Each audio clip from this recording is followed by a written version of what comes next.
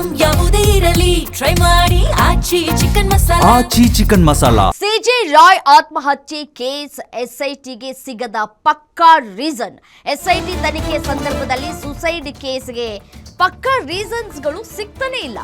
IT ಮೇಲಿನ ಆರೋಪ ಹಿನ್ನೆಲೆ ಇಂಚಿಂಚು ಮಾಹಿತಿಯನ್ನ ಸಂಗ್ರಹಿಸ್ತಾ ಇದ್ದಾರೆ. ತನಿಖೆಯ ಸಂದರ್ಭದಲ್ಲಿ ಐಟಿ ಅಧಿಕಾರಿಗಳ ಕಿರುಕುಳ ಸಾಬೀತಾಗಿಲ್ಲ.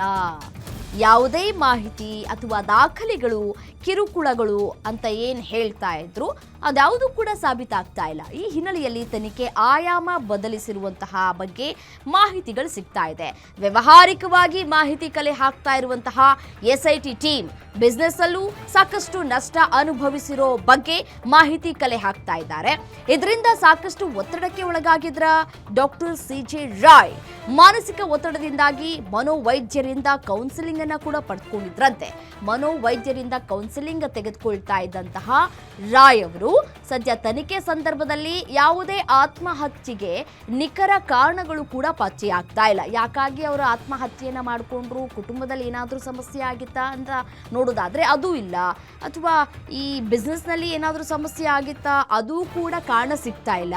ಮತ್ತೆ ಐಟಿ ಅಧಿಕಾರಿಗಳು ರೇಡ್ ಮಾಡಿದಂತಹ ಸಂದರ್ಭದಲ್ಲಿ ಕಿರುಕುಳವನ್ನ ಕೊಟ್ಟಿದ್ರ ಅನ್ನೋದಕ್ಕೆ ಯಾವುದೇ ರೀತಿಯಾದಂತಹ ಒಂದಷ್ಟು ದಾಖಲೆಗಳು ಸಿಗ್ತಾ ಇಲ್ಲ. ಈಗ ಅಧಿಕಾರಿಗಳಿಗೆ ಟೆನ್ಷನ್ ಶುರುವಾಗಿದೆ.